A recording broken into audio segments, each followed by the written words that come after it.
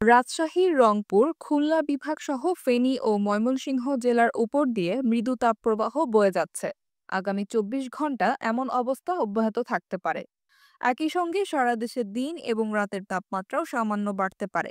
ফলে দেশজুড়ে গরমের অনুভূতি আরও কিছুটা বাড়তে পারে। সোমবার বাংলাদেশ আবহাওয়া অধিদপ্তরের ঝড় সতর্কীকরণ কেন্দ্র থেকে প্রকাশিত সকাল ৯টা থেকে পরবর্তী ১২০ ঘন্টার আবহাওয়ার পূর্বাভাসে এমন তথ্য জানানো হয়েছে। পূর্বাভাসে বলা হয়েছে, মৌসুমী বায়ু বাংলাদেশের ওপর কম সক্রিয় এবং উত্তর বঙ্গোপসাগরে দুর্বল থেকে মাঝারি অবস্থায় রয়েছে।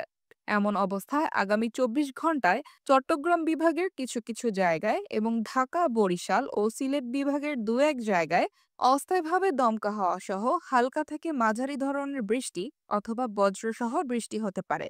এছাড়া দেশের অন্যত্র অস্থায়ীভাবে আংশিক মেঘলা আকাশ সহ আবহাওয়া প্রধানত শুষ্ক থাকতে পারে। মঙ্গলবার সকাল ৯টা থেকে পরবর্তী ২৪ ঘন্টায় রংপুর, রাজশাহী, ঢাকা, খুলনা ও বরিশাল বিভাগের দু-এক জায়গায় অস্থায়ীভাবে দমকা হাওয়া সহ হালকা থেকে মাঝারি ধরনের বৃষ্টি অথবা বজ্রসহ বৃষ্টি হতে পারে। এর সঙ্গে সারা দেশে দিনের তাপমাত্রা সামান্য বাড়তে পারে এবং রাতের তাপমাত্রা প্রায় অপরিবর্তিত থাকতে পারে।